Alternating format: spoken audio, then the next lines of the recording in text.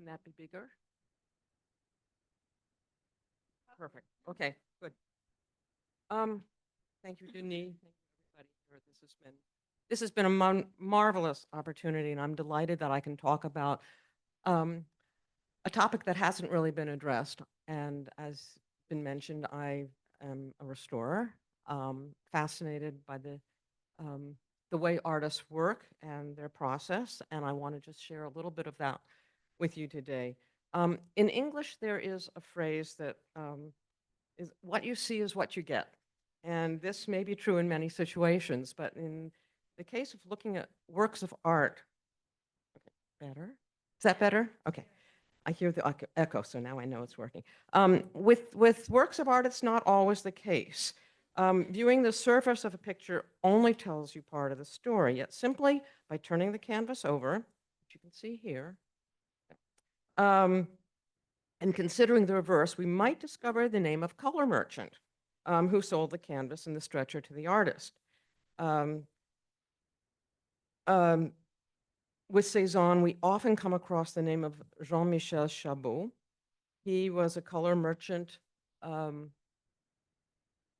who had his shop on the Rue Jacob in Paris. In many cases, the connection is documented by his stencil, and on occasion, there are also numbers that indicate if the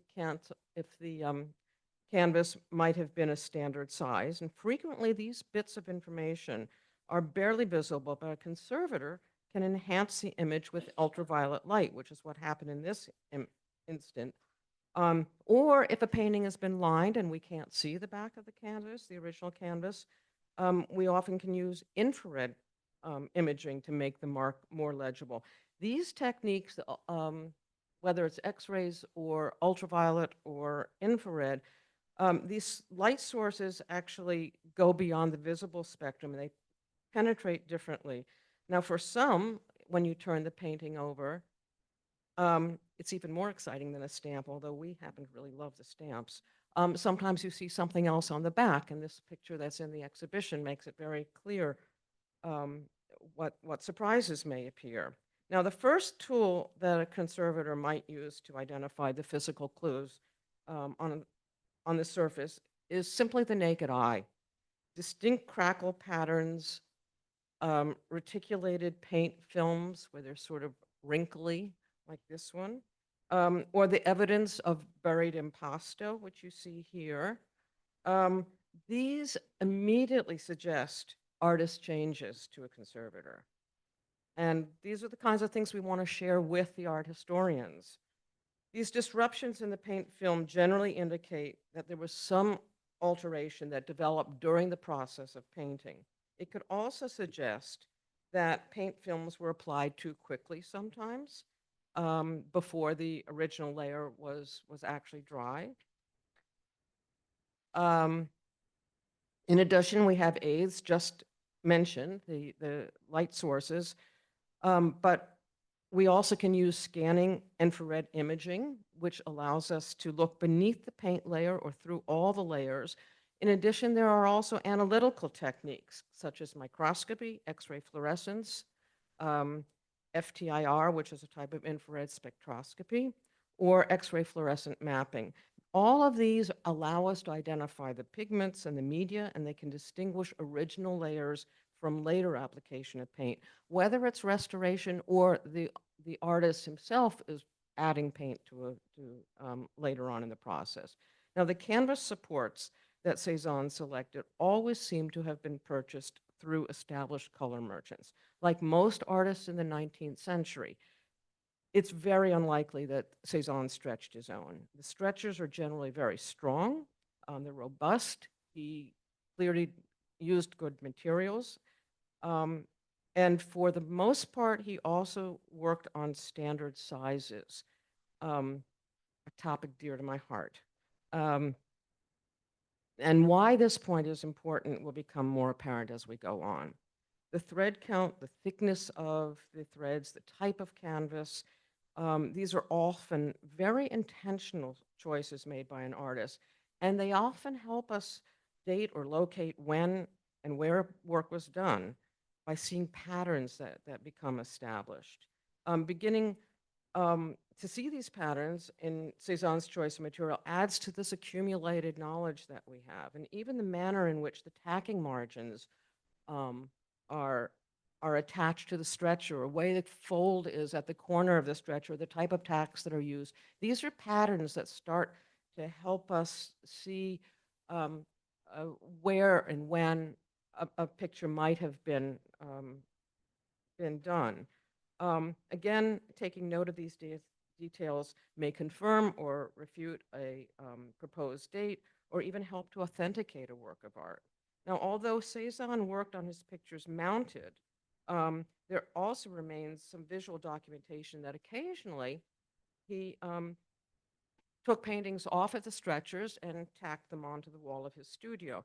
And it's very likely that he removed canvas from stretcher when he was working out of doors. And these, again, these are the patterns that the conservator is looking for. The ground layer, or the priming, which historically would have been completely obscured by the paint layer, takes on a very important role um, for okay, go back to that. For the artist. And although early in his career, we know that Cezanne used dark grounds occasionally. Sometimes it was an olive green or dark gray, and sometimes he simply paints over another picture and then uses the colors of the earlier painting, which he allows to show through. Um, for the most part, his grounds are commercial. He's buying them off of these color merchants. They're all relatively smooth. Um, Either he would use a warm yellowish or a pinkish tone, or sometimes it might be a pale gray blue. Now, the choice of ground often set the overall tone and the mood for the picture, and very frequently specific areas would have been left exposed to stand in for highlights. Um, this one I think is a very good example, but not only did he do this for the sake of expediency, but like sort of like pops of color could also unify the composition.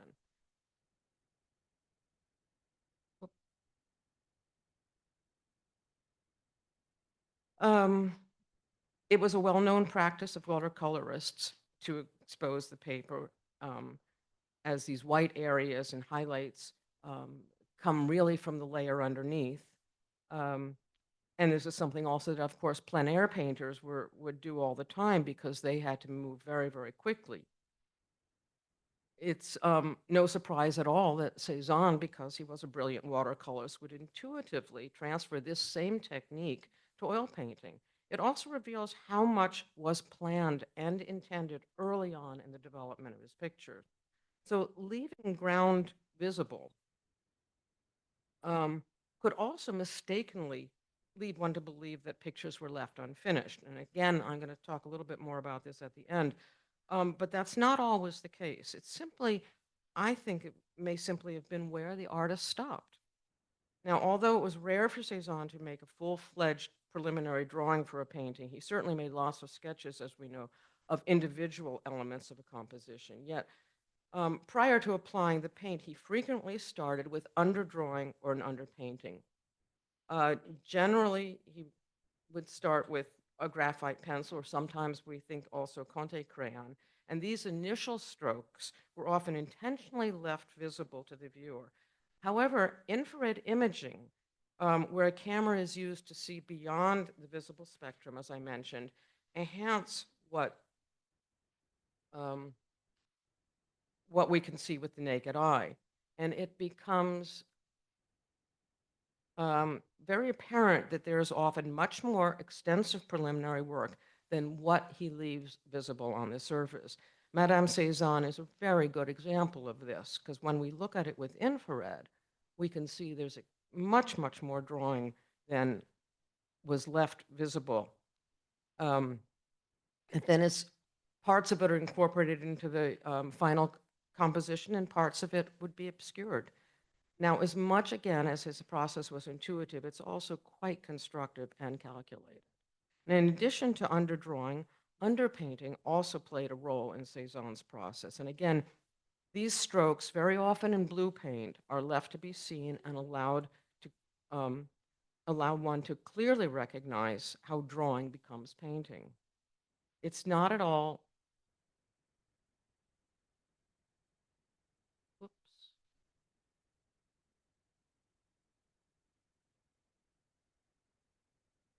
okay, there we are. I'm pushing a little too hard, I guess. It's not at all surprising that a draftsman like Cezanne would seamlessly integrate one into another. And in this case, where the strokes of underpainting really sort of appear broken up, suggesting some sort of surface tension between dissimilar and immiscible materials, we initially thought that he might have picked up colors directly from his watercolor box, which then beaded up as the water-based material was creating a surface tension with the oil-based ground. In fact, it's all oil paint. Um, and I think that the character of the brushwork may have actually appealed to Cezanne. He left it to contrast visually with the conventional strokes in the final image. Now, in addition to mapping out his composition with preliminary drawing and painting, large areas were often blocked in with very dilute washes of paint, which read as if he merely breathed these areas onto the canvas. Now, this transparency almost imitates watercolor technique, and again, it could be misinterpreted as a finished work, but I don't really believe that's the case. Throughout his career, Cezanne used a very standard and a very consistent palette.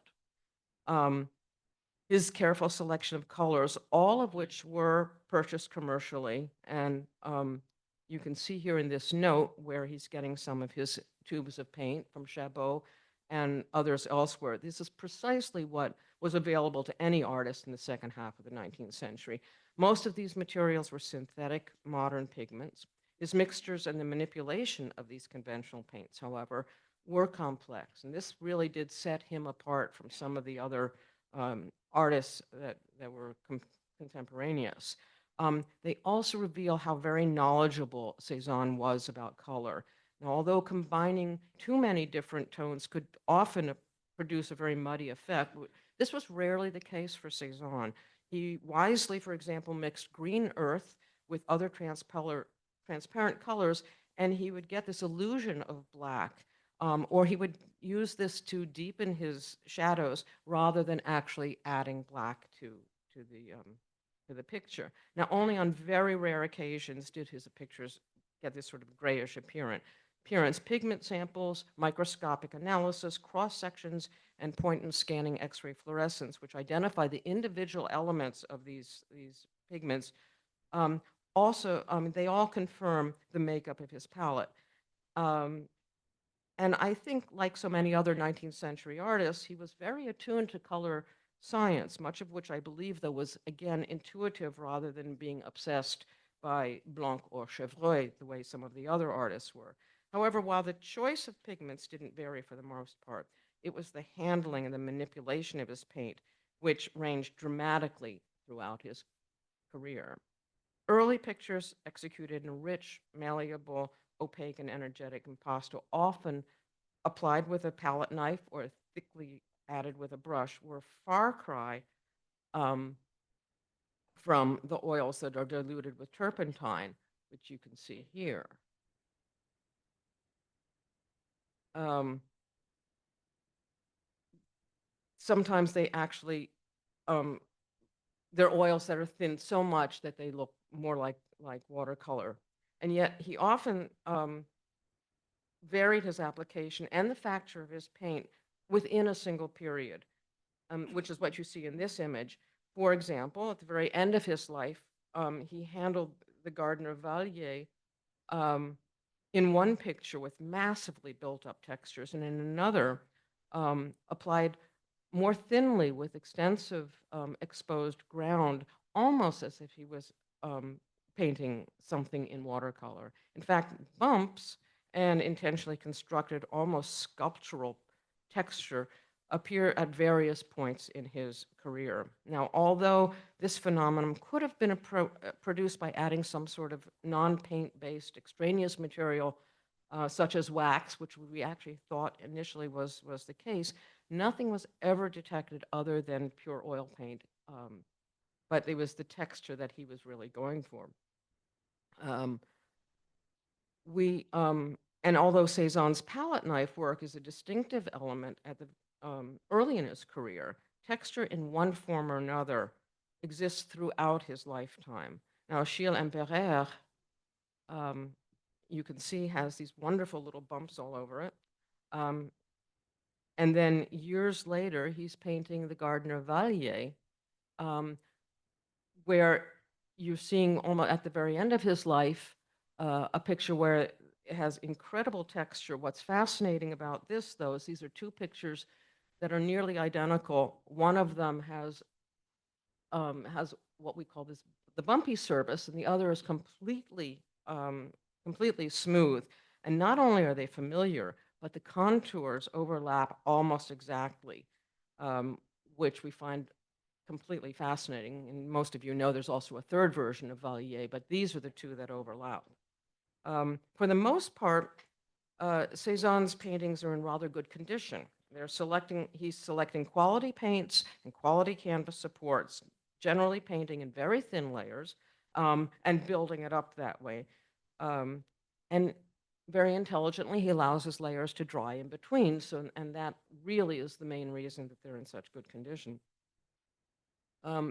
The only distinct degradation that I've ever seen on a Cezanne is um, in this wonderful upholstered chair that you see with the artist's father, and also in Achille Empereur, where this red, which is a lake pigment, has completely disintegrated. It has faded. It has grizzled.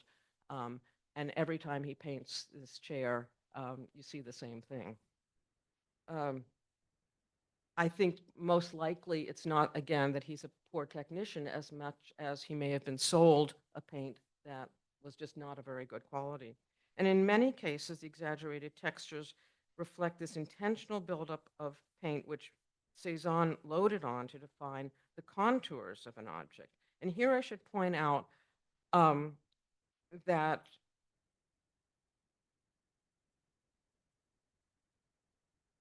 the contours and the juxtaposition of forms were really something that was very, very crucial to Cezanne's moving forward.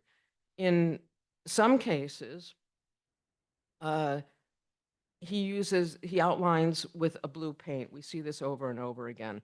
Um, but again, this is not like the underdrawing of blue paint. This is on top of the surface. Frequently, the he juxtaposed various textures, and this also built up the contours. So, and then there are also pictures where there was the meeting of two forms, and they only abut rather than overlap or get redefined. And sometimes you see this sliver of ground in between, or in this case, you even see the pencil drawing, which he you know, intentionally leaves visible. So it's these contours and the relationship of forms that he defines in several different ways. And sometimes with a painting like this, you would also see it in the X-ray, because if there's no overlapping materials, it will lack density. If there's this overlap at the edges, it will be too dense, and that's what we read in the X-ray. Now, another visible phenomenon, which gets noticed by conservators, but can easily be overlooked, are the crackle patterns that you might see in a picture. In most cases, this is simply a drawing phenomenon, or sometimes it's the result of an impact. Um, and really, unless it progresses somehow into the paint surface, it's not something we're too concerned about unless it creates paint loss, um, or suggests some sort of pentimenti, and is simply accepted as the part of the aging process. But I want to mention this situation where recognizing configuration of crackle yielded rather important information. Now, a number of Cezanne's paintings exhibit cracks which run in these straight parallel lines that you can see here, in this case horizontally. Now, very often, when a conservator sees this kind of orientation, we generally assume that the painting has been rolled. It's been pointed out that this might be particularly relevant in identifying which pictures were exhibited at Vollard's exhibition in November and December 1895, because it was mentioned that the works were removed from their stretchers and rolled to be sent to Paris. Um, but since there was no exhibition catalog for that, this physical evidence may and has been an important tool to identify which pictures were selected for that sale. Now, the question that conservators are asked repeatedly and undoubtedly affects the course of treatment is whether or not Cezanne varnished his pictures. A conservator's goal is to always to honor the artist's intent, but since Cezanne wrote very little about his choice of materials or how he wanted his works to appear, and he didn't like people watching him work. Um, we have no documentation of his preference. I'm tempted, except of course, paintings that have been untouched. I'm tempted to say that the early pictures were very likely approached differently from the later ones, more the ones at the end that are more thinly painted. Um, in that case, there's more ground exposed as well, and you read them very differently. Um, it's quite possible that these pictures may not have been varnished, but what may well have appealed to Cezanne, rather than a flat, unvarnished picture, was a contrast of matte and glossy effects. That would have been dependent upon the behavior of the individual pigments or the application. And so a conservator's decision today about whether or not to varnish a picture um, is partly, I mean, of course it's visual, but it's also very subjective because it has a lot to do with how the painting has aged. And these decisions always have to be made in conversation with the curator. I've described the artist's materials and the canvas and the stretchers, the ground, the paint, the varnish, and how we identify them, as well as the handling of paint. But I also want to speak a little bit about what a conservator can learn about the development of Cezanne's compositions. There is written documentation that Cezanne worked on some pictures for months, if not years at a time, and there's physical evidence on a painting often that can confirm this. Now, studying the X-radiographs of both the Barnes and the London versions of the large bathers, it reveals very significant adjustments and modifications to both pictures. Unlike the infrared images that I showed you before, which generally only penetrate the top paint layers, which is why it's so useful to identify drawing, examination during the recent treatment of the London picture um, and even the naked eye actually confirmed that the dimensions were altered when Cezanne folded 10 centimeters, it's a lot, of the top of the painting under, and then it's been opened up again, and simultaneously joined additional paint canvas to the bottom of the picture. Now, the artist's focus was on the spatial relationships, I think, had more to do, in this case, with orienting the figures within the composition rather than the landscape itself. Um, Even more complex, though, is the journey of the Barnes bathers, which was painted over a 12-year period. And then again, there are physical clues that are on the surface, such as the range of crackle patterns, vestiges of old tack holes, which of course would have been initially on the edges of the painting and now opened up, alterations in the pigments and hidden impasto, and all of these suggested change, but the X-radiograph confirmed the complex development of the painting. It's made up of 8 separate sections of canvas. They're all different types of canvas, different weaves, and sometimes very small amounts, but all of this had so much to do with the way Cezanne wanted this composition to look in the end. Now, elsewhere, alterations and additions are not infrequent. Sometimes Cezanne would attach just the slightest sliver of canvas to extend a composition, and conversely, there are also numerous pictures which are cut down or folded as well. And this we can confirm again by the X-radiographs. Now,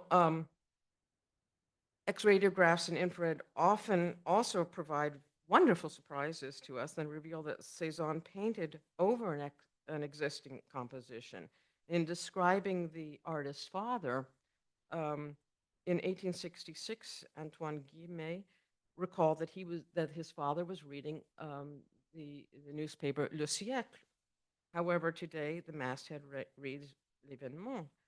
And indeed, it is difficult to decipher when you're looking at the picture or reading the X-ray, but Le Siècle is partially legible.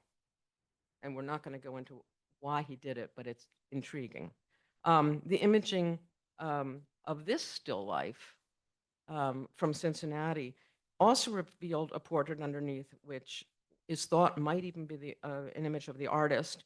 And it elicited great excitement about 3 years ago when this was made public through the news media. Now, more work still needs to be done to see if it is Cezanne or not. However, certain examples of painting over painting compositions actually reveal much more important information, at least to me, than simply another image. It becomes very clear that not only is there an embedded portrait beneath the visible one here, and again, this is an image you've already seen the last few days, but what I find so intriguing about this is that the contours of the original composition, the portrait, they've been very elegantly incorporated into the visible one on top. There are elements of the sleeve and the neckline that you actually see in the water there, and especially in the foreground of the landscape. Even when a canvas is shifted in orientation, which does seem to be the pattern for Cezanne, the forms and the shapes, they often emerge in one way or another in this next iteration. It's all about the process. The question of finish, well, and this is a second good example of it. Again, this is in the show. But what's fascinating about this is the first time people looked at this, they just thought it was some sort of decorative wallpaper or something behind her. But if you look at the infrared image and you shift it, in fact, you realize it's simply another portrait that Cezanne has turned into a decorative element. The question of finish, though, also plagues conservators and historians. And even after an entire exhibition was devoted to this complicated issue in 2000, it really does remain a topic of discussion. For an academic artist, exposed ground layers might well have suggested that a picture was unfinished.